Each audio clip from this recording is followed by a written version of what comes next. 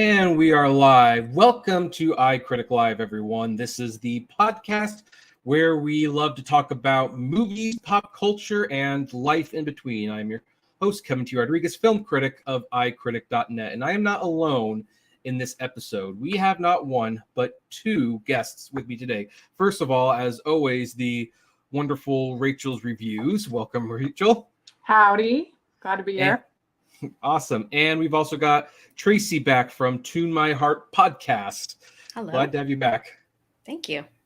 And we are here because we are going to talk about trigger warnings and whether or not they are necessary. No. No one wants to talk about that? No, thanks. Okay, well, I've got a better idea than a much more fun idea. So online, and we see this on Twitter and stuff, we're always talking about animated properties that are being turned into live action. Like, well, what would this look like as a live action movie? What's Lilo and Stitch going to look like? What's Hunchback of Notre Dame going to look like? When are we going to get that darn Sailor Moon movie after all these years? And while there is nothing wrong with taking an animated property and turning it into a live action film, I wonder, why don't people ever talk about the opposite? Why don't we take live action properties and turn them into animation? And so that's what we should talk about today. That sound good? Yeah. All right. So I mean, it kind of makes you wonder, like, what would happen with the new Indiana Jones if we didn't have an actual 80-year-old human confined by stunts and it could just be animation without live action? So that's kind of what we want to talk. It's just a fun little thought experiment and all that jazz. And we're going to start in the most ironic of ironic ways because, and I'll start and then we'll kind of do a circle. One of the reasons we're doing this episode at this particular time is because we all go to church. We have different denominations, but we all go to church, and so we have to do the schedule around our church schedules. So I thought, what better way for my first pick for what I would love to see a property turned into an animation be than a property that basically ticked all of our denominations off. I am very surprised Harry Potter has not been turned into an animated anything at this point. And really, it almost baffles the mind because Harry Potter is tailor-made for animation. It absolutely is. And look, I like the live action films. I really do. And I'm intrigued by the upcoming TV series, but I find it strange that Max, because it's not HBO Max anymore, is turning Harry Potter into another live action series when we already have a set of movies. They're still beloved. Why don't they actually make it animation and really give it a different look? Now, this is a fan project of what they anticipate a animated Harry Potter could look like, and just look at how dynamic that all looks. I mean, that looks beautiful. It looks epic. It looks personal. I like the color. I like how it's colorful and dark at the same time. Now, this is just a concept and a fan thing, but you look at things like this, and it's like, yeah, why isn't Harry Potter actually being considered for an animated movie, an animated series, animated anything? Really, I don't know. Do either of you have an opinion on Mr. Potter being animated? No, I agree. I mean, I could even see, like, back in the day when they used to make a Saturday morning cartoon about, like... Oh, did you freeze? I think she froze. What do you say? What do you say? I mean, this series to me sounds very boring, but I'm a casual Potter fan at best. The early films are like slavish to the novels to a fault, in my opinion. And so, like, you're going to make them longer and more drawn out. I don't understand that at all. But, I'm not, like I said, I'm a casual Potter fan at best. But I think that with a unique artistic style, it'd be nice if there were like different stories than the same stories. But from books 3 onward, they cut a lot of stuff from the movies. So that's why a TV series does make some sense on that level. I just don't know why they're going back to the live actors when they're going to be unfairly compared to the current cast or people love. Why not make it animated? Why not make it completely different? So yeah, I mean, those early books were so careful. You know, they didn't want to take a little any too chances. careful. And so I don't know. It doesn't interest me at all, the series at all. But yeah, I mean, if you could bring something new, something different, maybe tell a new story in the Harry Potter world. Because the thing was frustrating, there are a lot of things frustrating about Fantastic Beasts, but the most frustrating thing is that we never really got to hear Newt's story. We never got to hear about how he found the Fantastic Beasts and wrote the book. Like, we never learned. I mean, so I think that was a huge missed opportunity, but there is room in that world to tell more stories. But I don't know if people just have a bad taste in their mouth now. So I certainly do. So Tracy, you got a little cut off. You seem to be on board with the idea of animated Harry Potter, though. I think it's a cool idea. I think that it just goes back to that issue of people thinking that animation will not be taken seriously. And I feel like the ship is being turned on that, but I can see why they felt like, we got to make it another live action, and that's obviously the trend right now. They're making another live action Lord of the Rings series, and and everything else with that. Yeah, Lord of the Rings could be a good animated property. Well, yeah, it could. It hasn't so far. No, I enjoyed The Hobbit nostalgically, but I'm a defender of Baski's film more than most, but I like Ralph Bakshi. I don't think that was his best work. I'm a much bigger fan of American Pop and Coonskin and what was that? It was X something. It wasn't Fritz the Cat, but I think Lord of the Rings. He was trying too much to make it a family film, but he did Wizards. That was pretty good. I liked it. Yep.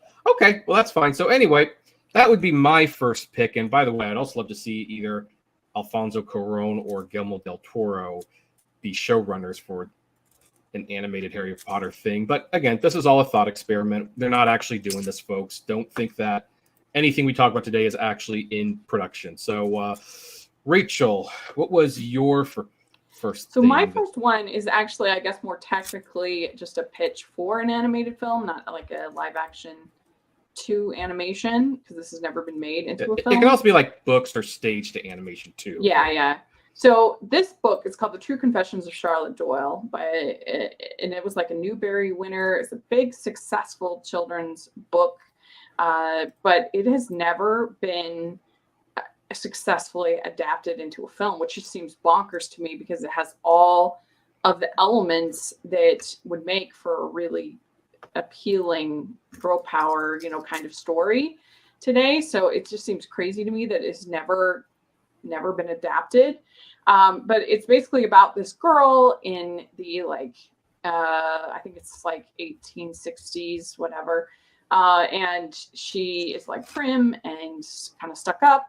But she ends up, through various contrivances, she ends up going to America on a pirate ship.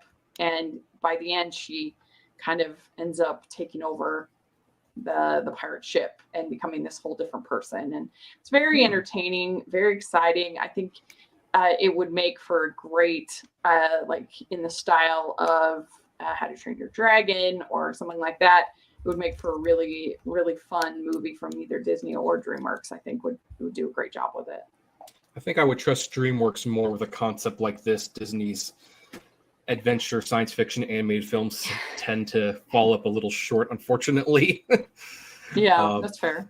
But it does sound like a good idea for an animated film or series. Tracy, have you heard of this? Have you read this? I have not heard of this before. So sounds interesting, though. Yeah. Since I'm not familiar with it, I just found this fan art that someone did, and it's like, well, that definitely looks dynamic. I'd watch something like that. Mm-hmm. So, yeah, and like I said, it was a very popular book. It won a bunch of awards. It's very widely read. It's not like some obscure novel. And so it's just it's very strange to me. I guess Danny DeVito had been signed on to direct a version that was going to have Dakota Fanning, but then she aged out of the part, and then it was going to have Saoirse Ronan, and then she aged out of the part. So it's just one of those projects that's long talked about, never realized for some reason. I don't know if Danny DeVito would have been a good. I mean, I have not read say, it. But if Danny DeVito did for this what he did for Matilda, would you be happy with it? That's what I'm thinking, because like I am not a huge fan of that Matilda movie. I know a lot of people are, but I definitely could tell special effects were not his forte. So I like that Matilda, but it would be totally different. I don't know if he's ever done anything with like more of an action feel. You'd almost expect someone like a Gore Verbinski or someone like that to do a movie like this. But especially since he did the Pirates movies and Rainbow. Yeah.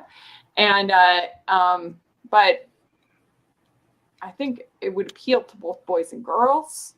They would both enjoy it, and you could even make it a musical, I think, if you wanted to. I think there's spots where you could put in songs. So I don't know, there's a lot of potential there, I feel like, with this one. Almost anything can be improved by making it into a musical. Yes, agreed. Almost everything. Not The Color Purple, though, which is why it's a shame they're turning that into a movie. But anyway, so Tracy, what's a property that you would like to see turn into an animated? So I had a lot of ideas, but the first one on my list is a book that I read earlier this year, which is Tail Chaser's Song, which is kind of along the lines of Watership Down with cats, but it gets a little more mystical, a little more fantasy. I guess there was an animated movie in development at one point, and then it just, it stalled out and didn't happen. But I think that it's just, obviously with talking animal characters, it's, ripe for that treatment. Well, it's funny that you mentioned that movie, because this was actually the working poster for that movie that didn't happen. And it's like, oh yeah, I would totally go see that movie. That looks interesting. Yeah. That actually looks like, and who I could have seen doing this? I could have seen Blue Sky Studios doing this, because their movie Epic. Now that wasn't a great movie, but they had definitely mastered an animation style for computer animation that other studios hadn't with that. And so I look at this, it's like, oh yeah, I could see them totally making this if Disney hadn't shuttered them. Well, and I don't remember who did the Guardians of Ga'Hoole, or Warner Brothers and Zack Snyder. Warner Brothers? Oh, okay. Yeah, that's a Zack Snyder film, if you can believe it. I always forget that. It was kind of like, oh, well, okay. That makes sense, because Zack Snyder basically makes animated movies. I just didn't think he would actually make one about owls. Yeah. So it's kind of along those, same lines as that as well, where it's just kind of a, epic story, but cats. Mm-hmm. Cool. Have you read this book, Rachel? I have not. Never heard of it. So it's new to me. Sounds really good. Yeah, I mean, Watership Down is one of my favorite books. I discovered it because it was one of my favorite movies growing up. I was one of those twisted kids. My life was changed after seeing Watership Down, the animated movie.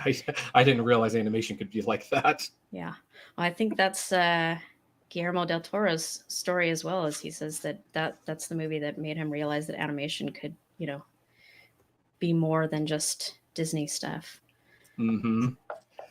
So yeah, I read it because I was like craving some Watership Down style stuff. It gets compared to Watership Down a lot, but it's definitely its own thing. Mm-hmm. Awesome. Well, yeah, I think that would make a great one. Now, for one of my things, I'm cheating just a little bit. So two of the rules, I don't know if I mentioned this earlier, was that, well, if the movie is in active development, you can't cite it, which is why I had to nix a couple ideas, because it's like, you do realize they're making that into a show, right? And they're like, oh no, really? And if the previous animated thing, Barbie and Lego adaptations notwithstanding, exists, That's also a no. But I'm going to cheat just a little because there is technically a new-ish version of this. Back to the Future. Now, I know some of you are saying like, well, they made it Back to the Future animated series. Why are you choosing this? And it's like, well, I'm thinking something different. I'm thinking about the Back to the Future the musical as an animated film, which I definitely think is different enough from the actual movie to justify daydreaming. And the funny thing about this version, aside from the fact that obviously taking the musical of Back to the Future and putting it to animation, already that's always going to help your case right there, because animation is just made for musicals. But they could really have fun with the animation styles with this movie. Like, can you imagine a movie where, like, in the present day, they're doing that 2D, 3D computer animation hybrid mix, but then when Marty goes back to the 50s, it's all completely hand-drawn and 2D, like the old Disney movies from the 50s. And if they ever made a musical sequel and they go to the future, maybe the animation, the future could be motion capture or something to show the future. So I don't know. I think they could not only would the musical just make more sense as an animated film, but they could really have fun with the animation, I think, to visualize the different time periods. I don't know. Am I crazy on this one?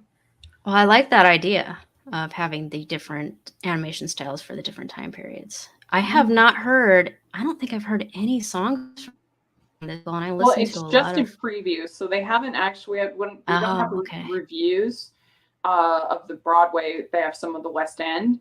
But it's the same show, basically. So, we'll see what the reviews come in for New York. But yeah, I actually haven't heard any of the songs either. So I don't know. It'd be interesting to see what people say about it. Well, some of the songs are actually pretty good. Like, I mean, as with any musical, there's always a few that you could cut if you wanted to, but it's like the songs are catchy. They retain Johnny Be Good and Earth Angel and Power of Love. So, oh yeah, yeah. So it's like, well, I think that's a perfect mixture of the old versus the new. Mm-hmm. I even like the Doc Brown song where he's introducing the DeLorean and how we came up with time travel, and Marty asks where the dancing girls came from. He's like, oh, I don't know. They just show up when I start explaining people my plans and songs. Actually, and it's like in an animated movie, that could totally just work. I think I have heard one song from this musical, actually, and I liked it. It was catchy. Yeah. Well, I'll know for sure whether or not this is a good idea, because I'm going to be seeing this in September when me and my wife go on the anniversary. Back to the Future is her favorite movie, so she just had to see the musical. Oh, nice. So, of course. Cool. If I see the show and it turns out to not be very good, I guess I'll eat my words on this one. But from the songs that I've heard and just thinking about how you could have fun with the animation, it's like, I think this could be a good idea, personally.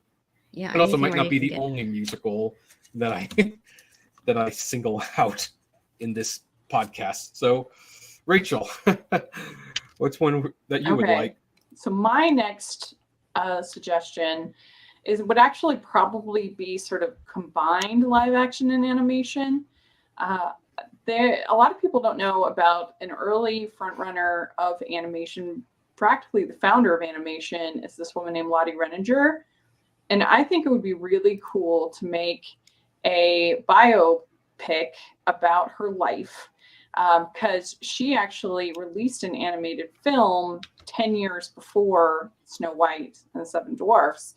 And, sort of Disney gets the credit of being the first animated film, but she did one where it was just through the silhouettes, and they're incredible. The Adventures of Prince Ahmed.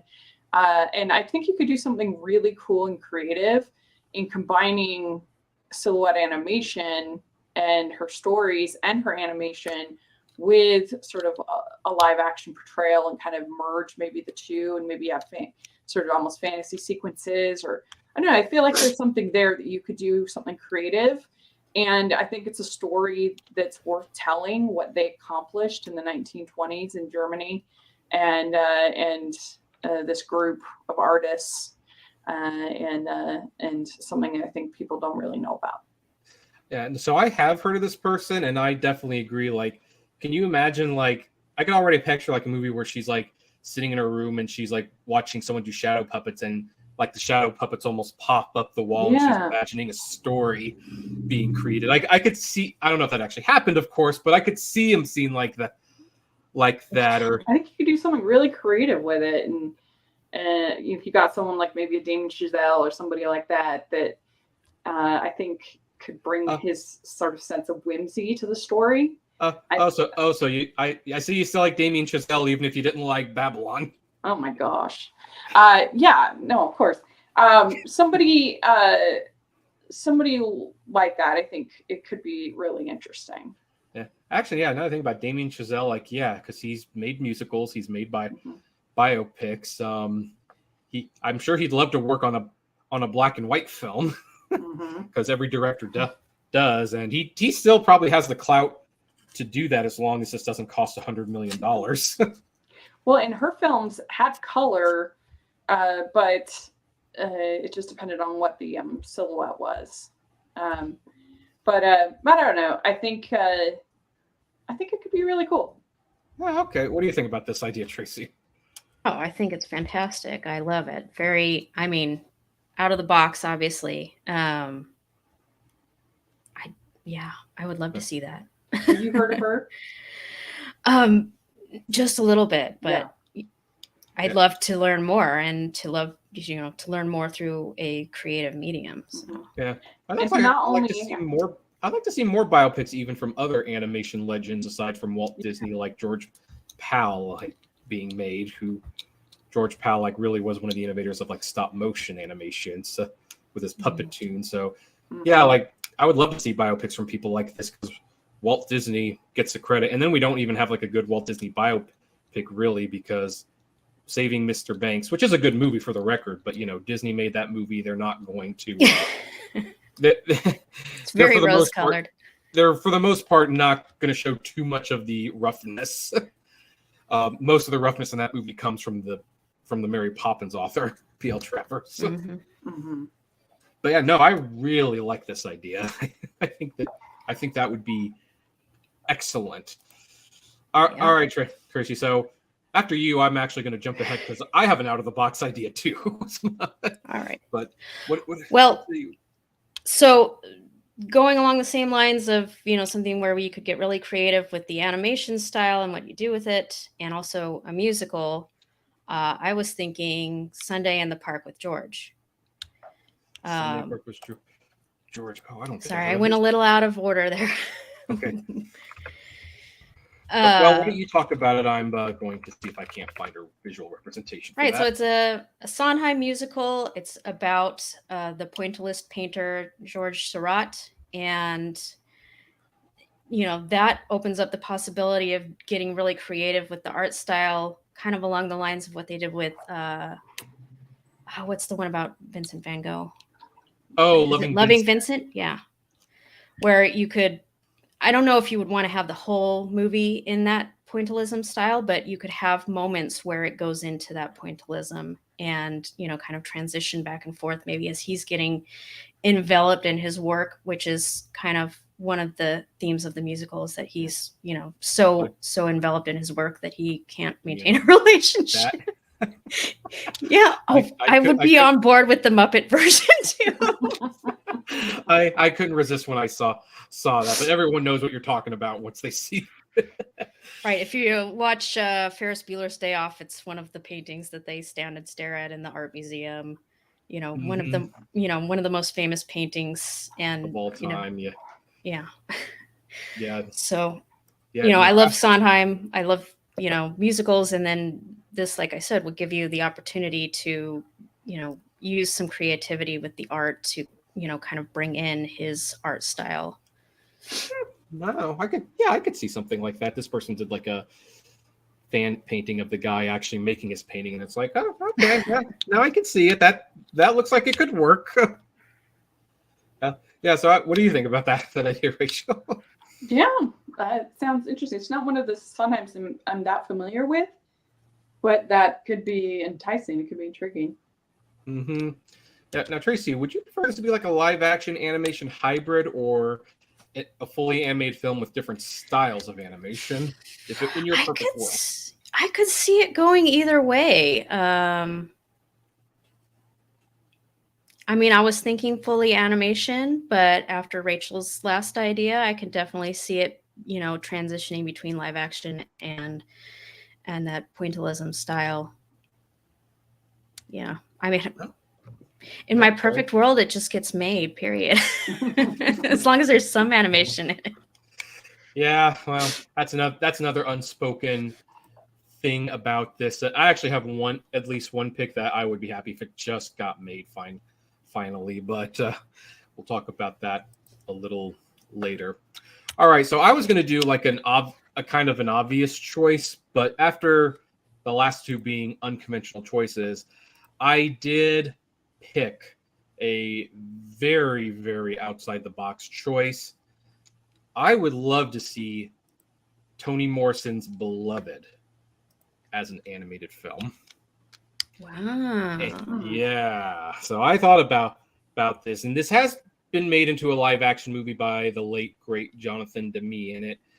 Right. And there was some controversy about that for a number of reasons. But the funny thing is, I was watching that movie, I was actually thinking like, this would be better as an animated film because there's a lot of inner demon turmoil that's being displayed on the screen. There's a lot of things that are questioning the reality of the situation. And so I was kind of thinking of movies like Millennium Actress and Perfect Blue, where animated females either tell their stories in exaggerated animation or they're going crazy in a psychological thriller. And it's like, I think Beloved would make for a very interesting animated drama / psychological thriller. Mm-hmm.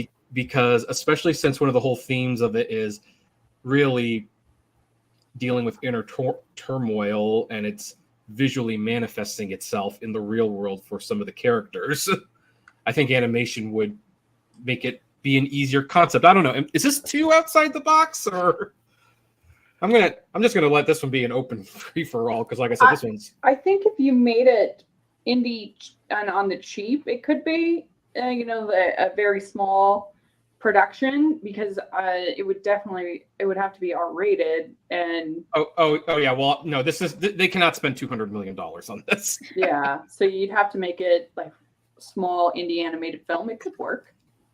Yeah.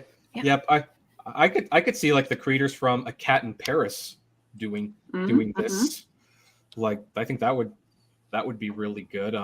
Maybe, I don't know if Tom Moore, I don't know if his visual style works, but the quality of their animation, I could see them making a movie like this if they were willing to tweak the style just a little bit. Mm-hmm. So, I don't know. Has anyone but me here read this book? Yeah. It was required reading in high school. So. Really? Yeah. Oh, I wasn't required reading for me. Well, every class has their different requirements. Yeah, every class has their different thing. I remember reading Rolling Thunder, Hear My Cry, which was really good. So I haven't read that one. Yeah, that one was really good. That would actually make for a great animated series for kids, especially since I found out there was more than one book of that. Yeah. So, Beloved is definitely one of the books that stuck with me from high school, and definitely the visuals that are painted for you in the book. I'm not sure that the live action movie quite captured those. So It is an intriguing idea. Right. And for the record, I totally understand why they went with a live action film. I also understand why they did it, because Oprah loved the book so much she wanted to be a part of it.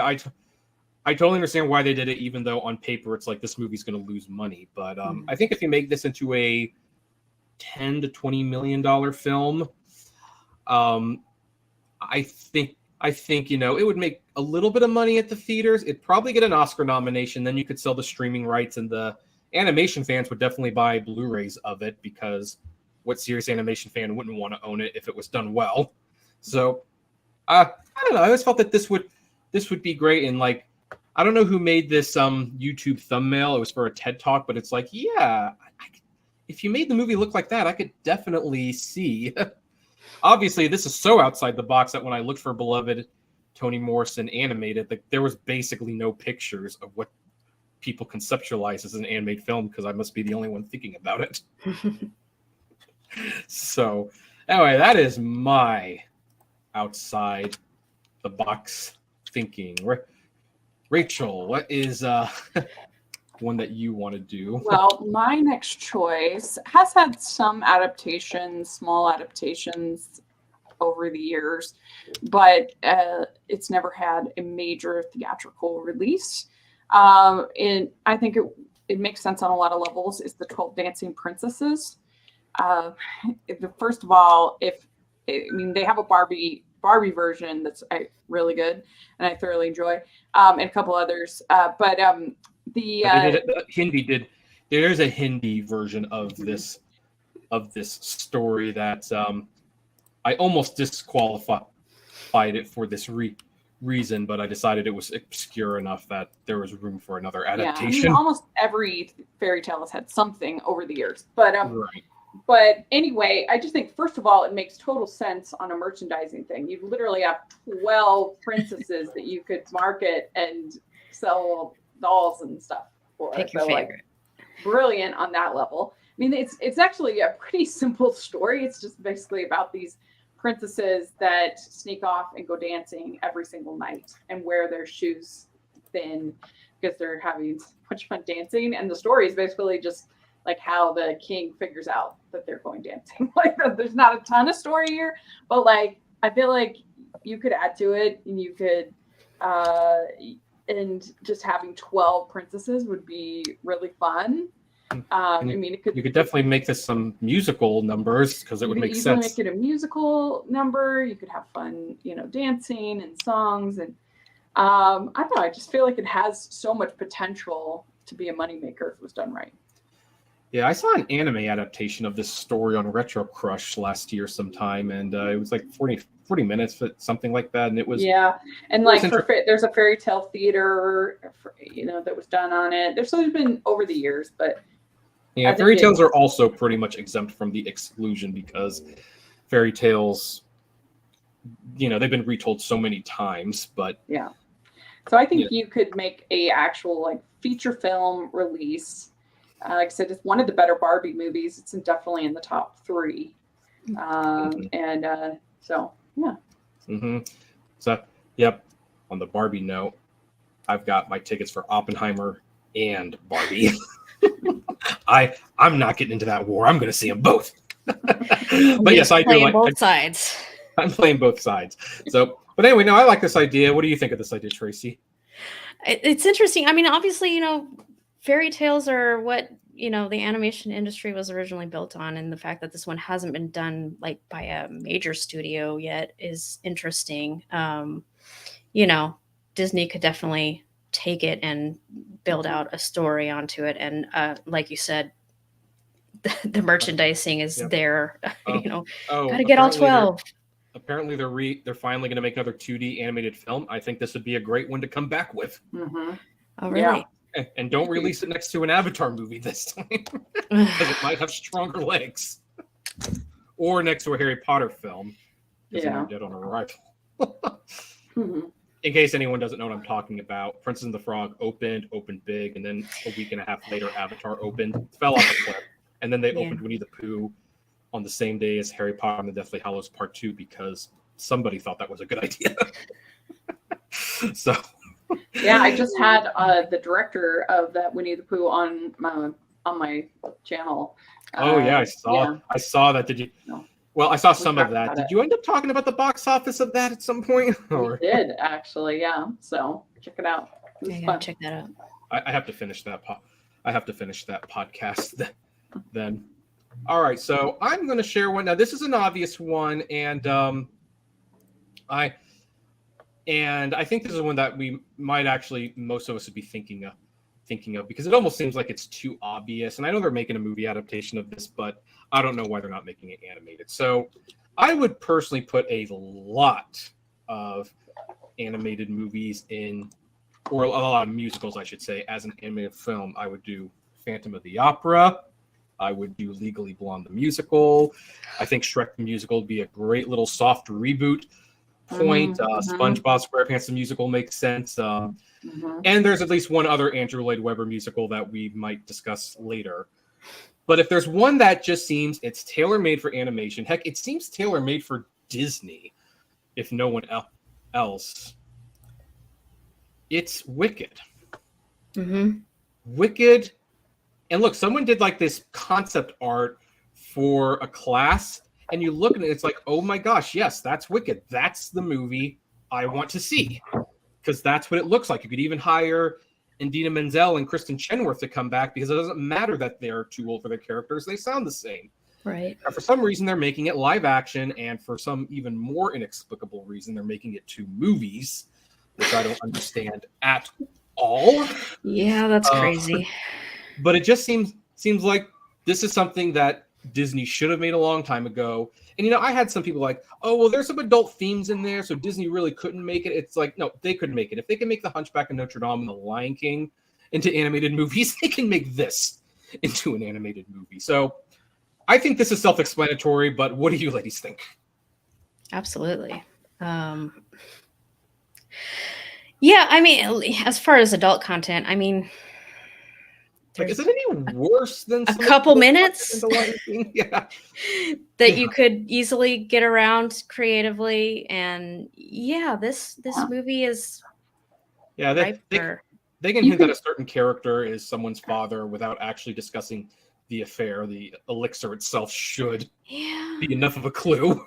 Yeah, no, you could definitely easily make it family friendly. I mean, I do think it's strange that they've cast Cynthia Erivo, even though she's obviously super talented, but she's 36 years old to be playing Elphaba, college who's student, supposed to be a college student, like, just seems strange to me. But whatever. You're Evan Hansen again. Yeah, well, then at that point, I mean, it does beg the question. Well, yeah, if they are that old, then why don't you hire the original actresses back? I mean, that was the thinking behind Dear Evan Hansen, right? It doesn't matter how old he is. Like, you know, he was the original. People want to see him. Yeah. I mean, Idina is 52, so it's not quite the same. But yeah, I mean, I don't know. I just it's an interesting casting. We'll see how it works. But yeah, I think, I mean, it's hard because every other adaptation of The Wizard of Oz since the original has been pretty terrible. So it's hard to be optimistic about this. It just seems like the thing that Hollywood has been chasing since. Yeah, well, and the whole 2 movies thing is really dumb. The show is 2.5 hours. I think there's at least 3 songs that aren't great that you could cut and make it into like a 2-hour film. And everything. I just wonder if they're gonna have the goat song. Something bad. That's one of the songs.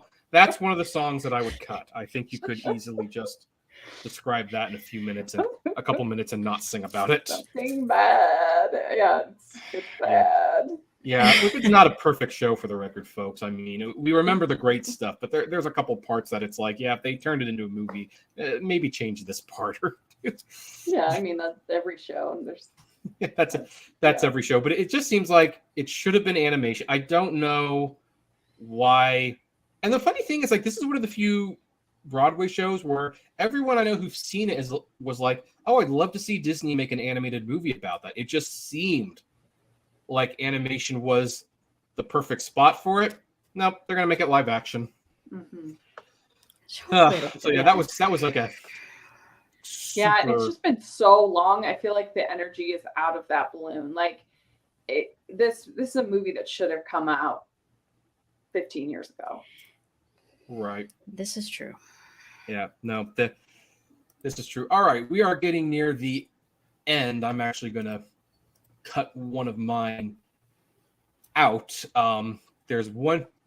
Okay, I think there's at least one more choice for Rachel, one more choice for me, and is there one more choice for you, Tracy? Yeah, I've got at least 2. You skipped over me. Okay, well, we could do. But 2. I'll do as many as you want. Yeah, we can. However many you want. Well, so my next so idea, and then we'll have that one that we all talk about. There you go. So my next idea is the Graveyard Book by Neil Gaiman, which I believe was in development with Disney at one point with Oh, Henry Selick, Henry Selick. which is exactly how it should be done, because it's right in that vein of that type of story that works perfectly with stop motion. But traditional animation could work as well, but it's just a fun story. I mean, it's basically the Jungle Book in a graveyard. That's why it's called The Graveyard Book, because it's based on the Jungle Book. But lots of fun, ghost characters, and there's a vampire, and I'm trying to remember what other characters there are, or what other magical beings there are. But it's basically a kid who ends up in a graveyard, and the ghosts basically adopt him and take him in, and he's got a mentor who is the vampire, kind of the Bagheera character, and there's a blue character, I can't remember what she is, but I think it's a she. But no, this is this, and it's frustrating. Disney spent $50 million on this movie before they ultimately pulled the plug. Now, the good news is the rights apparently have reverted back to Neil Gaiman, and not Neil Gaiman, Henry Selick. So he can shop it around, and apparently he is, and hopefully someone will pick it up. But So, Rachel, were you disappointed that this didn't become a reality? Yeah, this is the first time hearing of it, but it sounds cool. I mean, I wasn't that big a fan of Henry Selick's film last year, but for the most part, I'm a huge fan of him and his work. And so, yeah, that would be really cool. Yeah. If you enjoy audiobooks, there's an audiobook version where it's done by a full cast, so you've got all the different voices done. Cool. And I really enjoyed that one. It's on Audible, I think. I don't know if it's available anywhere else, but I always enjoy listening to Neil Gaiman. And I'm sorry, I've only seen his name in writing. I love Coraline. Yeah. One of my favorites. I think this is one of his earlier books, so. But it's a lot of fun. And did Henry Selick also direct James and the Giant Peach? Mm-hmm. Yeah, I think so. That might be the one Henry Selick film I don't like very much. Which, yes, I'm one of the very, very few people who actually enjoys Monkey Bone. That is definitely a guilty pleasure for me. I know it's not good, but it's one of those things where it's like it's not good, but man, is it ambitious? They really tried something, even if it didn't work. So, all right, Rachel. So I feel like the big fairy tale that has never gotten at least the Disney treatment, there's been a few versions over the years, but as far as a main adaptation that I think they've always toyed with, they've thought about, is Rumpelstiltskin.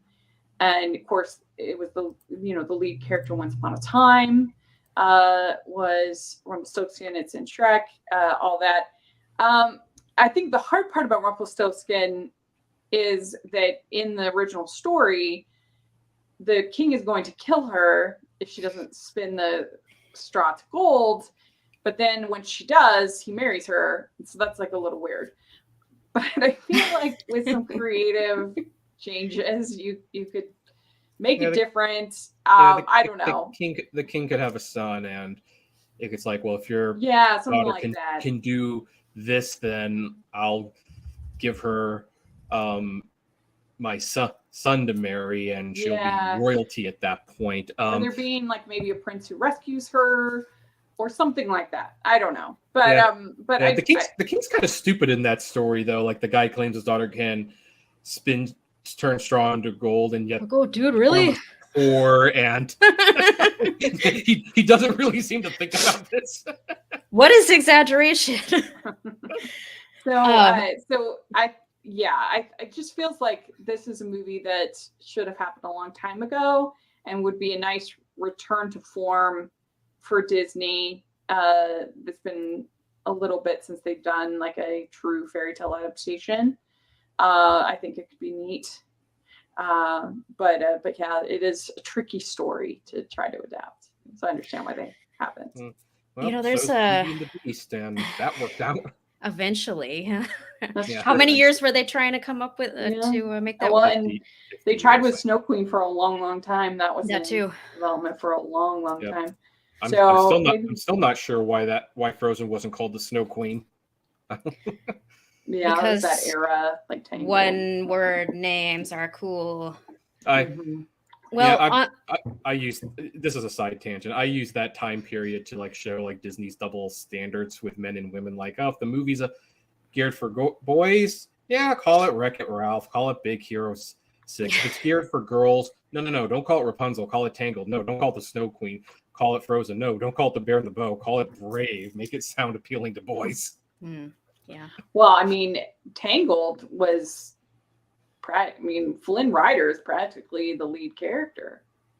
Yeah. It was definitely Yeah. retooled to be a movie why for boys. I argued in my podcast for the name Tangled, but I think it speaks volumes that well, first of all, it was under the title of Rapunzel, and then basically the higher ups made them change it to Tangled, and then with the TV shows that went along, it went back to Rapunzel's Tangled Adventure. So it's like, yeah, they basically finally admitted Yeah. this was about Rapunzel, and they didn't want to market it that way. yeah, But- the TV series having to change its name halfway through was interesting, or not having to, but Yeah, but then deciding to do that. So Well, anyway, yeah. So back to Rumpelstiltskin. I think it's a good idea. I'd like to see it. Yeah. Well, on the subject of Rumpelstiltskin, you made me think of a Naomi Novik novel, which one of my Naomi Novik ideas was shut down because apparently it's being made already, which is Temeraire.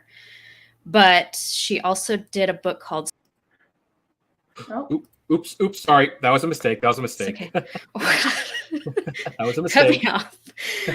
She also did a book called Spinning Silver, which is loosely based on the Rumpelstiltskin story, but obviously, adds a lot more depth to it. And it's kind of, instead of Rumpelstiltskin being Rumpelstiltskin, it's the fairy king, I believe. And so he kind of kidnaps her every night and makes her spin silver. I don't remember all the details, but it was a very enjoyable book, and I think that it could be made into an animated movie for sure.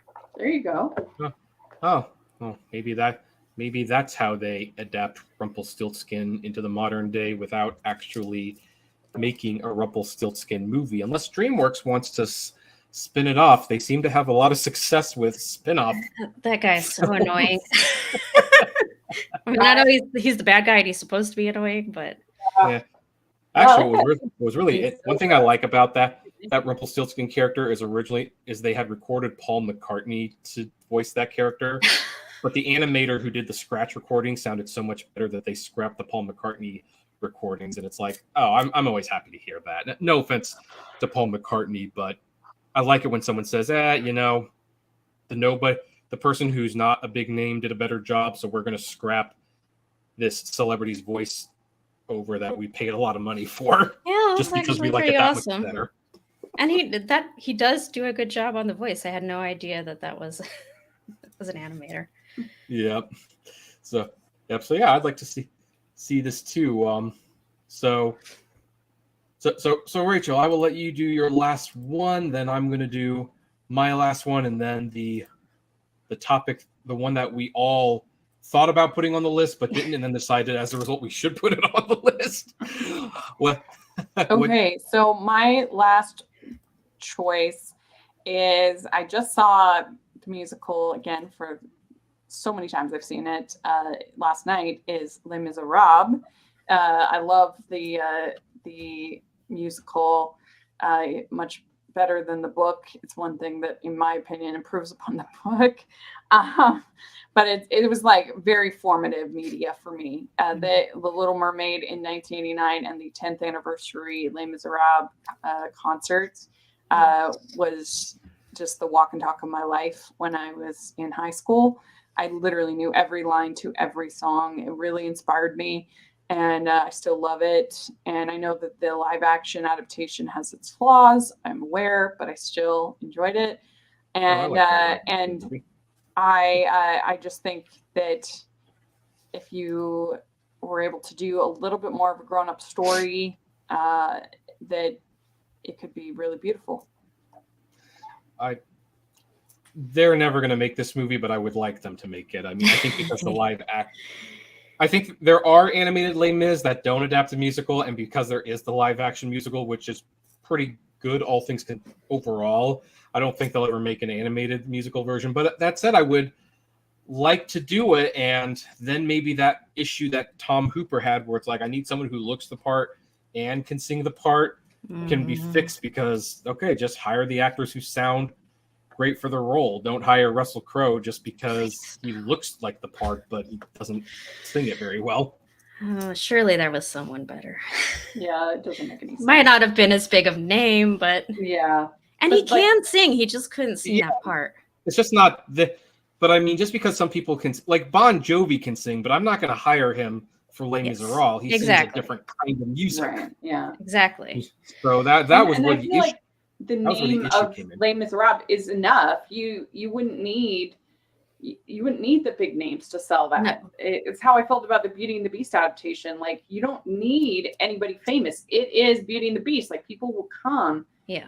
But although maybe the Little Mermaid proved that wrong, I don't know. But actually having really good singers would be really nice. I don't hate that movie as much as most people, but it certainly has its flaws. Well, I give it 4 stars. I liked it. I liked it for the most part. And this is probably my favorite musical of all time. So, you know, any good adaptation I'm up for, especially if it's in my favorite medium. So, yeah. Let's do it. So on the note about hiring actors that can sing, one of the funniest stories I heard about Hollywood was when they were making Sweeney Todd into a movie, and they decided to hire Johnny Depp. They signed him, and then after they signed him and paid him his money and signed the pay or play contract, then someone asked, "Hey, can Johnny Depp sing?"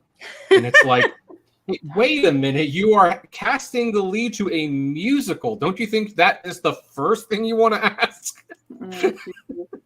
Like, and turns out he did fine on that. But it was like, why isn't that the first thing you check? Why do you go to the star power first? And it's like, oh, we'll figure out if he can sing later, even though that might be kind of crucial. We have auto-tune. It's fine. Oh. Yeah, I guess it worked with Emma Watson. No, it did not. Terrible. No, it didn't. Auto-tune has a very specific. And you see, that's a sad thing, because I actually thought that if anyone looked the part of Belle, it was Emma Watson. It's just she should have been dubbed when it came to singing, because that just didn't. Absolutely. That didn't work. All right. So my last thing, I have wanted this to be turned into an animated series or an animated movie since I first read it when I was 11 or 12 in Disney Adventures. And the sad thing is, it keeps almost happening and it keeps not happening. First, Nickelodeon was going to turn it into an animated movie. And then it got canceled when the Rugrats movie became a success, and Nickelodeon decided they just wanted to make Rugrats movies after that. Then Warner Brothers wanted to make it into a movie, but then there was disagreements because they wanted to make it into a live-action hybrid, whereas the creator strongly suggested that they make it a 2D film with hand-drawn animation. And then Netflix picked it up, but then they lost subscribers, and they canned the movie because they decided they needed to save money. I really want to see Jeff Smith's Bone turned into an animated series, an animated movie, something. This is truly the Lord of the Rings for a new generation, and it has been for a long time. Time magazine called it one of the greatest graphic novels of all time. Fun fact, when I did a book club, this was the only book that was chosen to be read as a novel in said book club. And it's already storyboarded for you. And it's kids and adults love it. And it's frustrating that it keeps not happening. I hate that this is not a thing yet. Have either of you read this?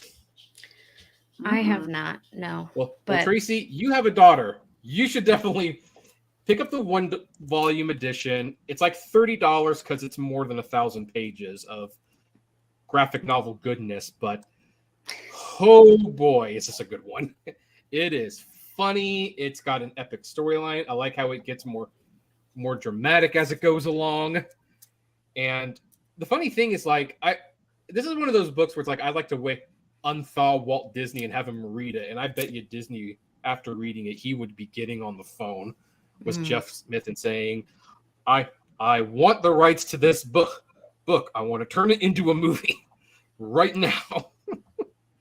So it's even got Disney and Pogo animation style references in the actual book. I don't know why it keeps falling through. This seems like it should be a sure thing. But really, neither of you read this. I mean, I'm vaguely familiar with it, but I have never read it. Oh, it's definitely one of my favorite books. So, well, since you don't have an opinion on it, but I'm sure a lot of people who will be quoting in the comments about it, they'll say, "Oh yeah, what's wrong with you people?"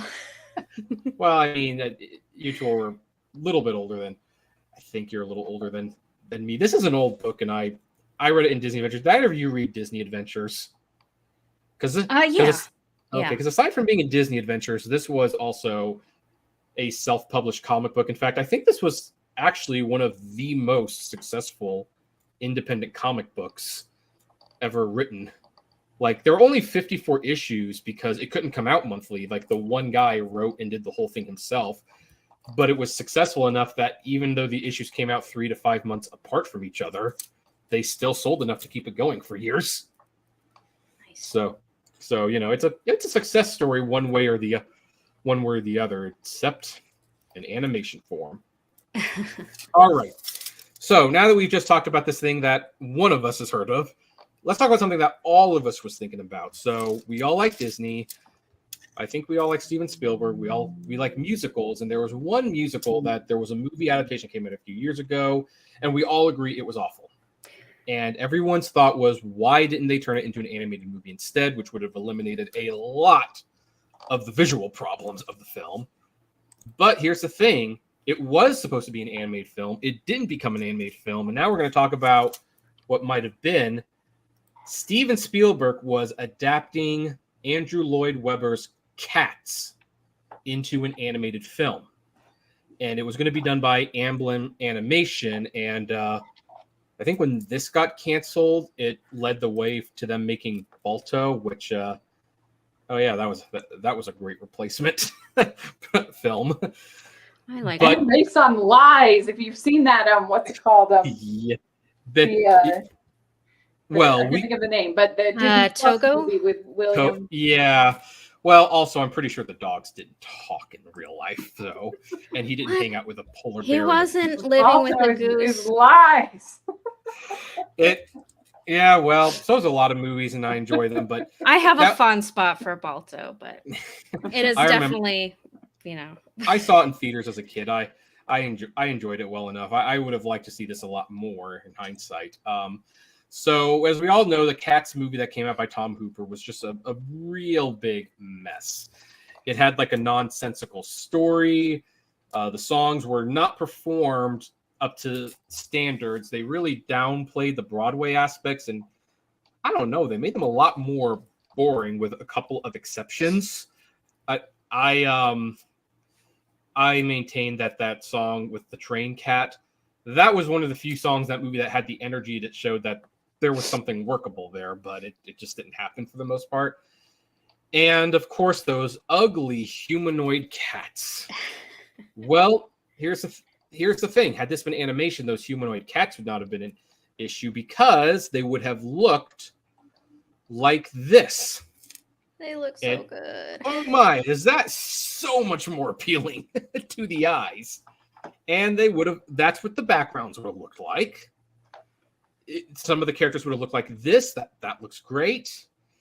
Here's some more concept arts. Like this was looking like it really had the potential to be something good.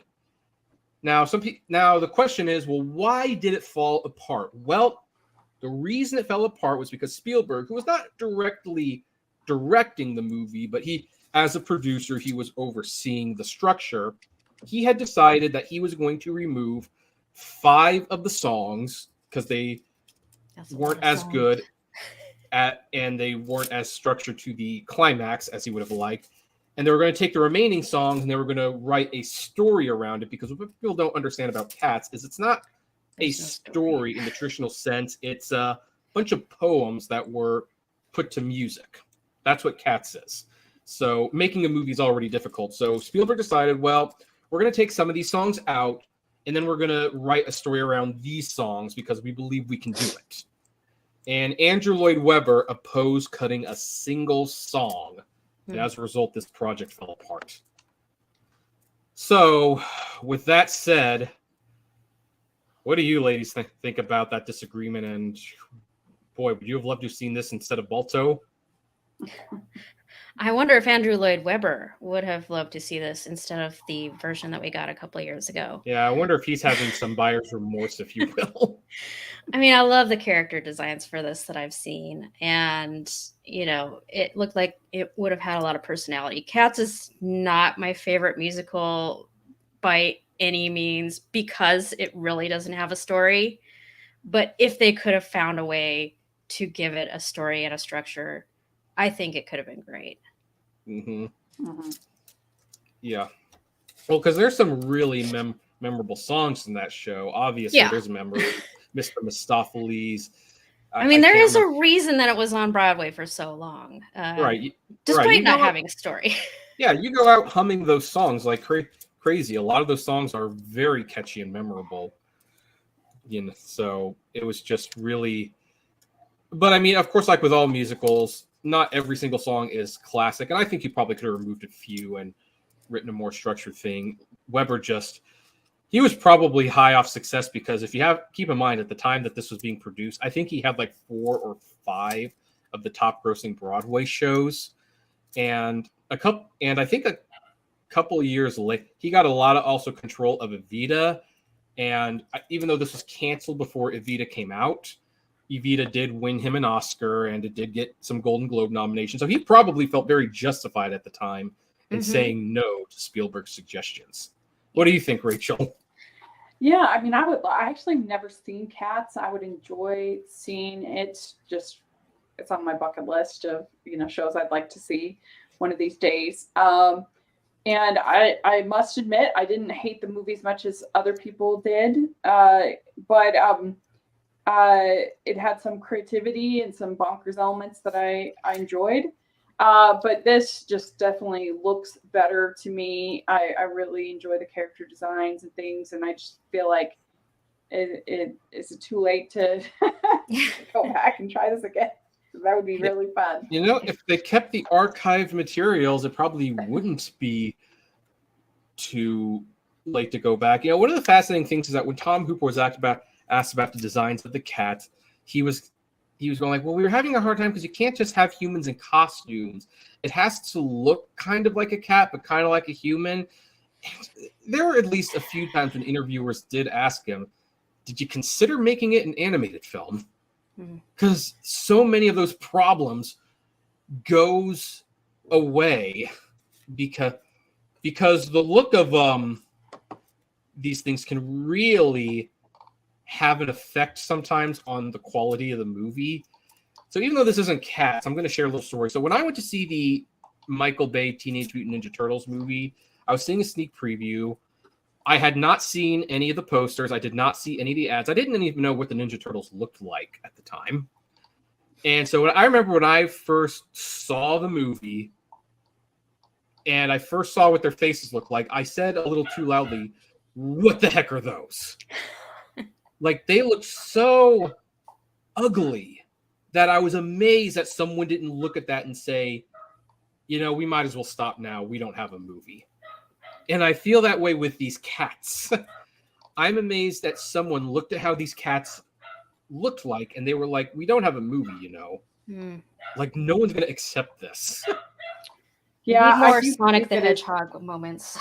It is kind of, I do think it is amazing that they got so much money for Cats project and got all those famous people, and just everything about it is kind of incredible.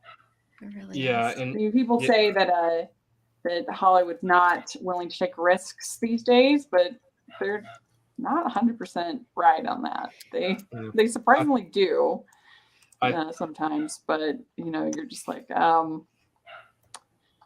wouldn't be what I'd want to put my millions of dollars investment behind. That's for sure.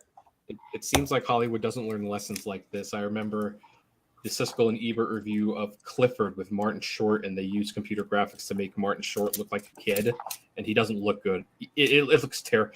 The visuals are bad, and Ebert shared that he knew a director who was offered this movie, and they showed him the test screenings, and that director said to the producers, "You can't be serious," and the producers were like, "Well, yes, we are.